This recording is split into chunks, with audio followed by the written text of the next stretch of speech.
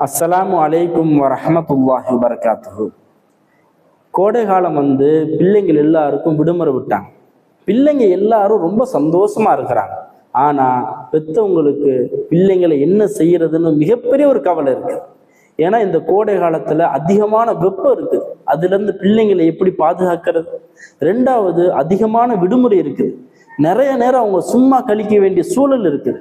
அப்ப இதுல பிள்ளைங்களுடைய காலத்தை வீணாக்காம எப்படி பயனுள்ள முறையில கழிக்கிறதுங்கிற அந்த குழப்பம் பெத்தவங்களுக்கு இருந்து கொண்டே இருக்குது. இதுதான் பெத்தவங்களுக்கு இன்னைக்கு இருக்கக்கூடிய மிகப்பெரிய ஒரு கவலை.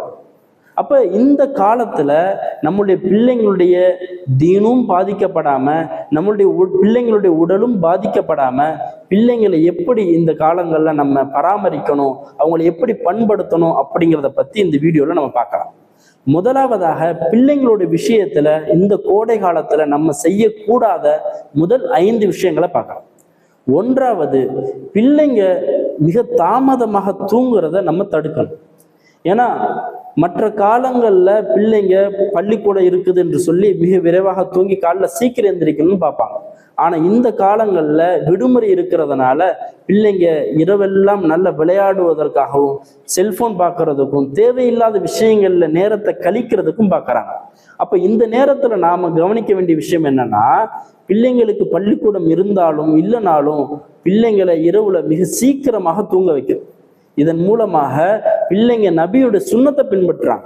இஷாவுக்கு பிறகு மிக விரைவாக தூங்குவது நபியினுடைய சுன்னத். அப்போ பிள்ளைங்களுக்கு அந்த சுன்னத்தை கடைபிடிக்க வேண்டிய சூழல் உண்டாகும். பிள்ளைங்களுடைய உடலுக்கும் அது மிகப்பெரிய ஒரு ஆரோக்கியம். ரெண்டாவது விஷயம், பிள்ளைங்களை மொபைல் போன் பயன்படுத்தாம தடுக்கணும். அப்ப பிள்ளைங்க அதிகமான நேரங்கள் ஃப்ரீயா இருக்கிறதுனால பிள்ளைங்க மொபைல் போன் அதிகமாக பயன்படுத்த வேண்டிய ஒரு சூழ்நிலை இந்த கோடை காலத்துல உண்டாகும். அப்ப பிள்ளைங்களை அந்த மொபைல் போன் பயன்படுத்துறதுல இருந்து நம்ம பாதுகாத்து அவங்களுக்கு பயனுள்ள நேரங்களாக பயனுள்ள விஷயங்கள்ல நேரத்தை கழிக்கக்கூடிய சூழலை நம்ம ஏற்படுத்தி கொடுக்கணும். அதனால அதிகமான நேரம் அவங்க செல்போனை பயன்படுத்துறது பெற்றவங்க பிள்ளைகளை தடுக்கணும். மூணாவதான விஷயம், ஜங்க் ஃபுட் சாப்பிட்றது. ஜங்க் ஃபுட் அதிகமாக சாப்பிடக்கூடிய சூழல் இந்த கோடை காலத்துல உண்டாகும்.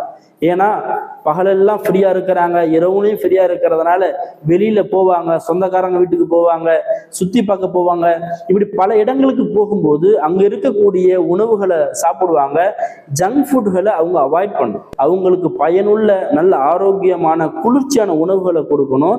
அதனால பெற்றோர்கள் ஜங்க் ஃபுட்டை பிள்ளைங்களுக்கு இந்த கோடை காலத்துல முற்றிலுமாக தவிர்த்து கொள்வது மிக அவசியமான ஒன்று. நாலாவது விஷயம், பெற்றவங்க பிள்ளைங்களை பகல் 11 மணியிலிருந்து மாலை 4 மணி வரைக்கும் வெளியில அனுப்பாம இருக்கிறது ரொம்ப நல்லது. இந்த நேரங்கள்ல வெயில் அதிகமான தாக்கத்தோட இருக்கும். அப்ப இந்த வெப்பமான நேரங்கள்ல நம்மளுடைய பிள்ளைங்க வெளியில வந்துட்டாங்கன்னு சொன்னாக்க நிச்சயமாக நம்மளுடைய பிள்ளைங்களுக்கு அது ஒரு பாதிப்பு ஏற்படுத்தும். அவங்களுடைய உடல்ல வெப்பத்தை அதிகப்படுத்தி அவங்களுக்கு சிரமத்தை ஏற்படுத்தக்கூடிய சூழல் உண்டாகும். அதனால இந்த நேரங்கள்ல பிள்ளைங்களை வெளியில அனுப்புறத பெற்றவங்க தவிர்த்து கொள்ளணும். ஐந்தாவது விஷயம், ரொம்ப முக்கியமான ஒரு விஷயம், நம்முடைய பிள்ளைங்களை இந்த காலங்கள்ல குளம், ஏரி, அருவி, கிணறு போன்ற இடங்களுக்கு அனுப்பாம பிள்ளைங்களை பாதுகாக்கணும். ஏன்னா இன்னைக்கு நண்பர்களோடு சேர்ந்து கொண்டு ஆபத்தான இந்த மாதிரியான பகுதிகளுக்கு போய் பிள்ளைங்க உயிரிழக்கக்கூடிய மிக மோசமான சூழ்நிலை உண்டாகுது.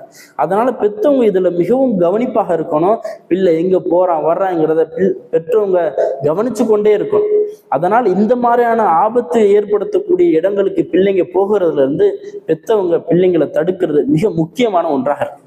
இந்த 5 விஷயங்களையும் நாம தவிர்த்து கொண்டோம்னு சொன்னாக்க நிச்சயமாக பெற்றோர்கள் நம்முடைய பிள்ளைகளை நல்ல முறையில வழி நடத்த முடியும்.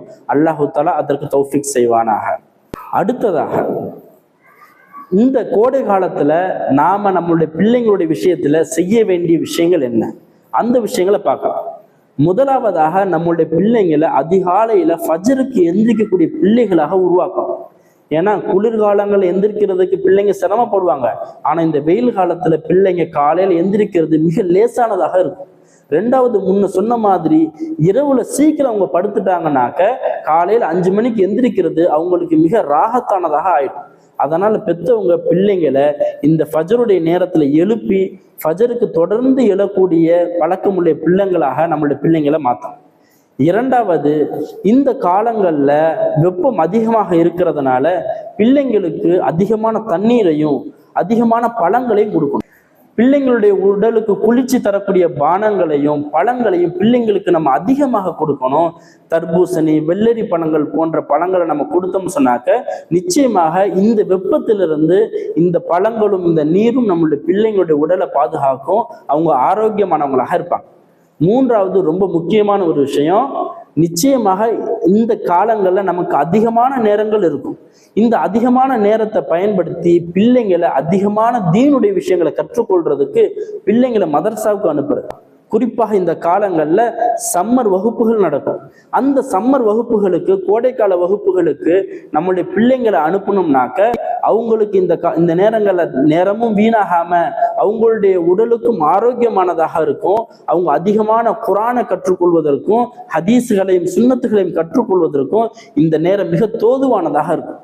அதனால பெற்றோர்கள் நம்ம விடுமுறைக்கு நம்மளுடைய பிள்ளைகளை அழைச்சிட்டு போனாலும் அந்த மொஹல்லாவில் இருக்கக்கூடிய பள்ளியில கோடை கால வகுப்பு நடக்குதுனாக்க அதுல சேர்க்கிறது, இல்ல நம்மளுடைய மொஹல்லாக்கள் நடக்குதுன்னு சொன்னாக்க அந்த வகுப்புகள்ல சேர்த்து பிள்ளைங்களுடைய நேரத்தை வீணாக்காம குரானோடையும் ஹதீஸோடையும் அதிகமான நேரத்தை செலவு செய்யக்கூடிய சூழலை உருவாக்கி கொடுக்கிறது பெற்றோர்களான நம்ம மீது மிக முக்கியமான கடமையாக இருக்கு.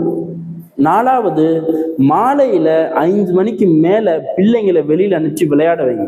ஏன்னா அதுதான் அந்த பிள்ளைங்களுக்கு உடலுக்கு மிக ஆரோக்கியம்.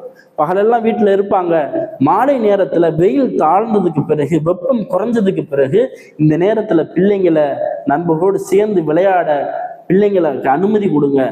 அதன் மூலமாக பிள்ளைங்களோட உடல் நல்ல வலுவாகவும் ஆற்றல் உள்ளதாகவும் இருக்கும். ஐந்தாவது விஷயம், நம்முடைய பிள்ளைங்க இந்த காலத்துல நேரத்தை வீணாக்காம 5 நேரமும் தொழுகக்கூடிய பிள்ளைகளாக உருவாக்கணும்.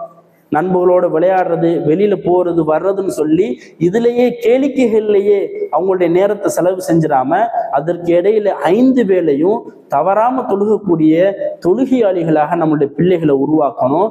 இப்படி இந்த 5 விஷயத்தையும் நம்முடைய பிள்ளைகள் விஷயத்துல நம்ம கவனிச்சு அவங்க இந்த 5 விஷயங்களையும் கடைபிடிக்கக்கூடிய பிள்ளைகளாக நம்ம உருவாக்கிட்டோம்னு சொன்னாக்க நிச்சயமாக இந்த கோடை காலத்தை மிக பயனுள்ளதாக கழிக்கக்கூடிய பிள்ளைகளாக நமது பிள்ளைங்க உருவாயிடுவாங்க.